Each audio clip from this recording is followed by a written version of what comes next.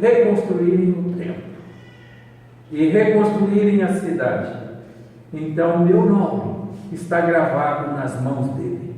O seu nome está gravado nas mãos dele.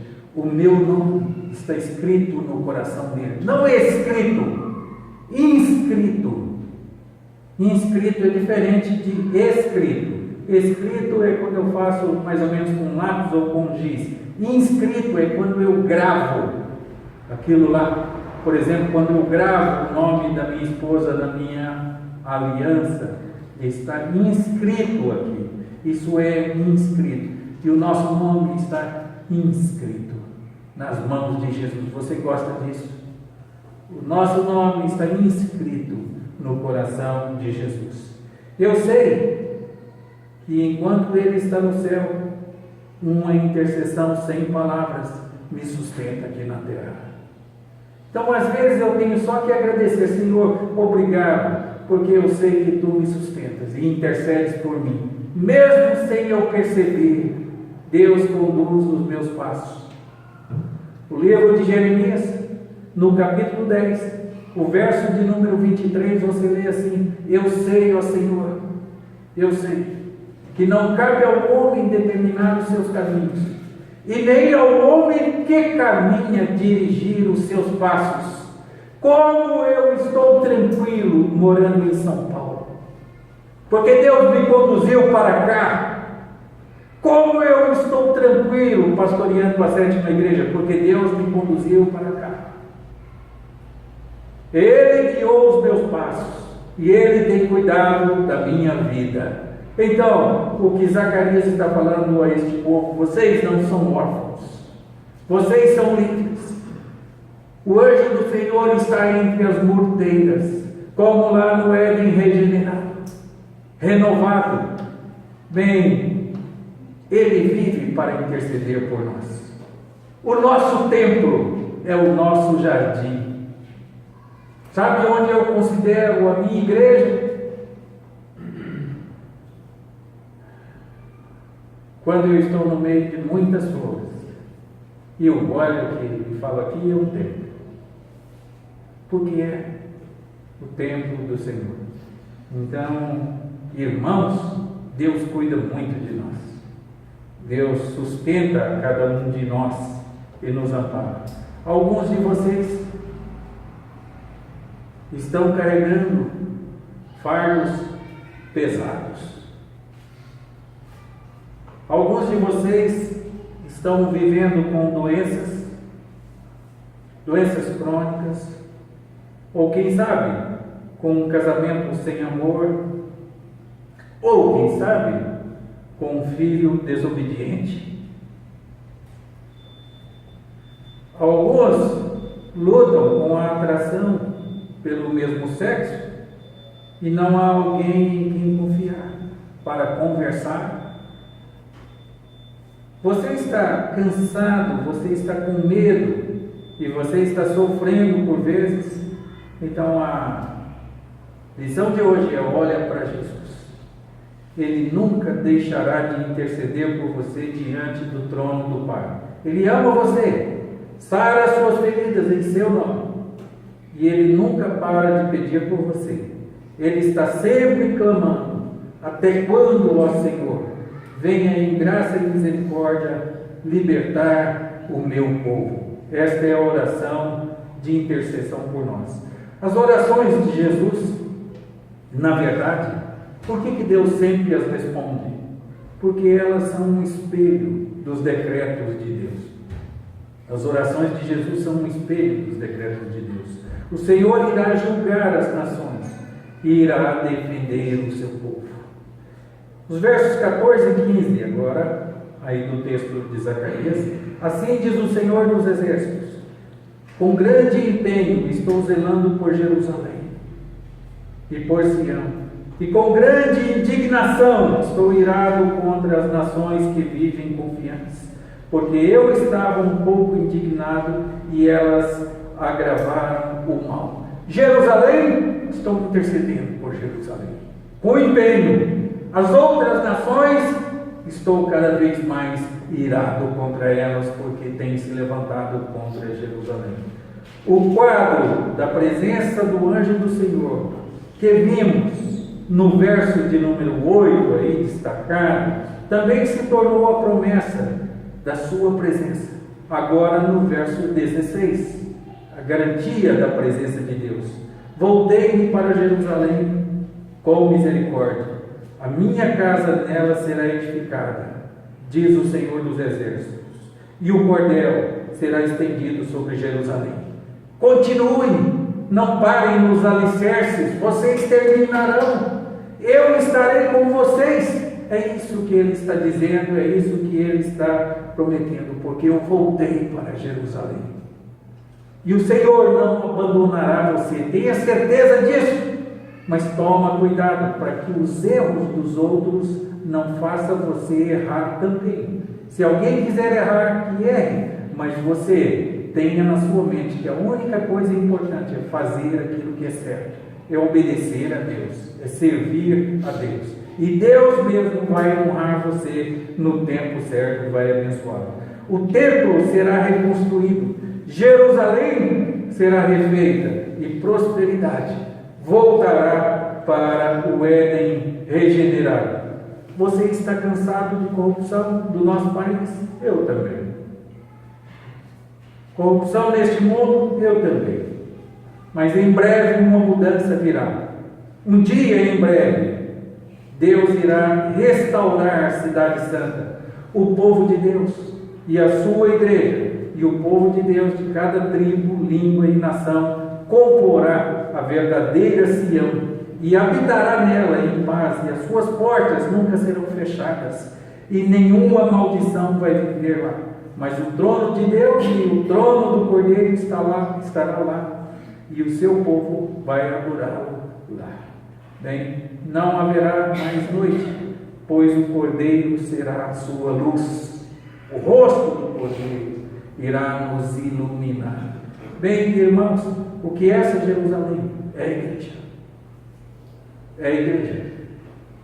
E nós leremos isso e estudaremos isso no capítulo 2. A igreja, a cidade que não tem muros. O que é a cidade que não tem muros?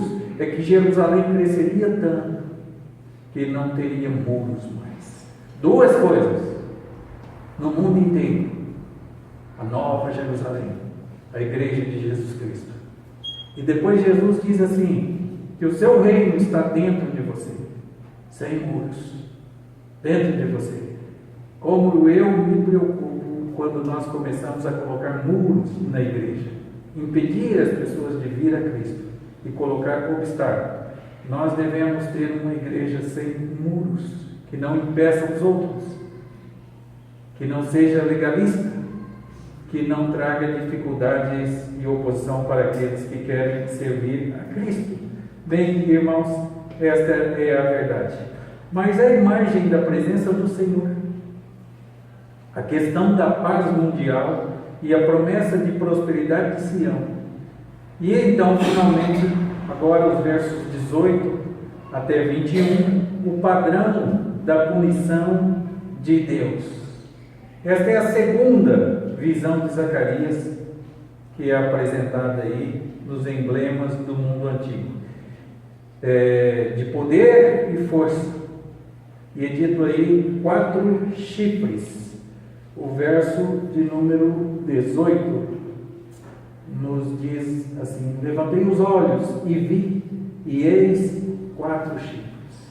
A palavra chifres é a mesma palavra para poder.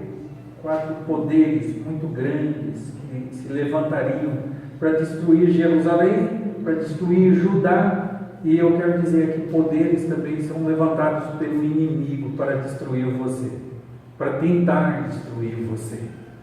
Então o anjo interpreta aqui e explica o que significa essas coisas. Veja aí a explicação, está no verso 19. Diz assim: os chifres que dispersaram a Judá e Israel e a Jerusalém. São isso. E o verso 21. São as nações que levantaram seus chifres contra a terra de Judá para dispersar. Está aí interpretado. O próprio autor interpreta o texto. São os chifres. Agora, os 4 chifres são os poderes políticos que oprimiam o povo de Deus. O poder de Dario lá, e o poder de Nabucodonosor antes e tudo mais. São esses os 4 chifres lá, os 4 poderes que levaram escravos, o povo de Deus, e que oprimiram o povo de Deus. E eu gosto especialmente dessa passagem, porque no verso 21 nós temos uma outra explicação além dos chifres aí, quando diz assim: então perguntei, que veio fazer estes? E ele respondeu: aqueles são os chifres que dispersaram a Judá de maneira que ninguém pode se levantar a cabeça. Agora tem a outra explicação. Ele viu também 4 ferreiros. E ele disse: estes ferreiros, pois, vieram para os amedrontar, para derribar os chifres das nações. Para cada chifre havia um ferreiro. Vai descornar, vai arrancar o chifre, vai derrotar o chifre. Para cada chifre havia um ferreiro. Eu quero dizer, para cada problema seu, haverá também alguém levantado por Deus para te ajudar, para te apoiar.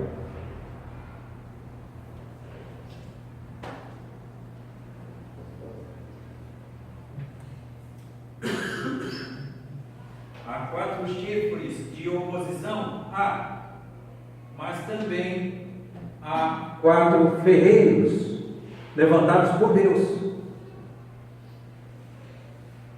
Você é assim também como eu? Às vezes eu estou andando e eu vejo coisas difíceis, eu passo por alguma situação difícil, eu falo: Senhor, onde está o ferreiro que o Senhor levantou? Onde está o ferreiro que o Senhor levantou? Eu estava estudando o livro de Zacarias, e então em determinado momento aparece a figura de uma mulher. Quando chegarmos lá nós estudaremos e consideraremos aqui. E uma mulher, ela é colocada dentro de uma panela, e a panela é fechada com uma tampa de chumbo. O nome da mulher é Impiedade. O nome dela é Impiedade. A mulher chama-se Impiedade, mas ela é colocada dentro de uma panela e fechada com uma tampa de chumbo, e aquela panela é levada para a terra de Simeão. Bem, onde é a terra de Simeão? É a Babilônia. Se lê lá em Gênesis capítulo 10, é assim que era chamado o lugar em que foi construída a Torre de Babel, que deu origem à Babilônia. Então, às vezes eu falo assim: Senhor, eu oro assim, pega meus pecados, ponha dentro dessa panela e leva para a terra de Simeão, e põe a tampa de chumbo, para que eu não volte a cometer mais os meus erros. Leva os meus pecados, Senhor. Então, eu estudo esses livros, que são o meu prazer, e eu faço deles a minha oração, a minha conversa constantemente, porque são maravilhosos. Para cada inimigo que se levanta contra você, 4 chifres. Há um ferreiro, 4 ferreiros, para derrotá-los. Se Deus é por nós, quem será contra nós? Agindo Deus, quem impedirá? Bem, então são estas as visões do livro de Zacarias, no capítulo 1. A exortação da passagem é que o padrão da punição de Deus é tal que nunca é seguro opor-se à igreja de Jesus Cristo, opor-se ao povo de Deus, aos santos do Senhor, ou levantar-se contra o reino que está sendo construído. Então, chifres podem se levantar e dispersar-nos. A palavra do Senhor, através do profeta Zacarias, é que nosso rei irá se levantar contra os inimigos do reino e os vencerá no final. É a certeza que temos. Jesus Cristo está construindo a sua igreja e os portões do inferno de Jesus não prevalecerão contra ela. A imagem da presença do Senhor, a questão da paz no mundo, a promessa da prosperidade de Sião e o padrão das punições de Deus é o que nós temos nesta passagem todas. Paulo, quando escreveu aos Filipenses, ele disse isso: pois muitos andam entre nós, dos quais repetidas vezes eu vos dizia e agora vos digo, até chorando, que são inimigos da cruz de Cristo. Eu tenho muita preocupação com aqueles que se opõem à vontade de Deus, se opõem à igreja de Cristo, que se levantam contra a verdade de Deus, que se levantam contra o povo santo de Deus e começam a cometer injustiça com esse povo de Deus, porque tem alguém que intercede pelo povo de Deus. E às vezes Deus pode tirar vidas por esta razão, porque são obstáculos para os servos fiéis de Deus. Irmãos, as visões de Zacarias aí no capítulo 1, dos versos 7 até 21, são estas: a imagem da presença do Senhor entre as morteiras. É o Éden regenerado, renovado. A questão da paz no mundo. Não adianta nada nós termos paz como escravos deste mundo, escravos do pecado. Nós precisamos levantar a nossa voz contra o erro, contra o pecado. A promessa de prosperidade de Sião: o Senhor vai restaurar o templo e o Senhor vai nos edificar. Isso não terá limites. E o padrão da punição de Deus é que ai daquele que se levanta contra o Senhor e contra o povo do Senhor e contra os santos do Senhor. Levem em conta isso. E isso encorajou o povo, 50.000 pessoas, as 50.000 pessoas que estavam trabalhando para reconstruir Jerusalém. Tenha isso na sua vida. Quando estudei Zacarias, o que eu queria era ter isso na minha vida, essa lembrança constante de que Deus está comigo, de que Jesus intercede por mim e de que ninguém pode se levantar contra mim. Para cada chifre que se levantar contra mim, também se levantará um ferreiro para quebrá-lo. Então eu posso ter certeza disso. Ore a Deus assim: Senhor, mostra-me o ferreiro. E o ferreiro é aquele que acampa-se ao nosso redor e nos livra. Deixa eu terminar com uma pergunta. Não é maravilhosa a vida cristã? A vida na igreja? Saber que nós não estamos largados, nós não estamos abandonados. Tem quem cuida de nós. Saber que a nossa vitória é certa. Saber, irmãos, que podemos confiar e viver tranquilos e felizes, porque Deus está conosco. E se Deus é por nós, ninguém pode ser contra nós. Que Deus assim nos ilumine para que vivamos com essa disposição para enfrentar os embates desta vida e para restaurarmos, enfim, a nossa vida a um padrão de perfeição para melhor servirmos ao nosso Deus. Amém.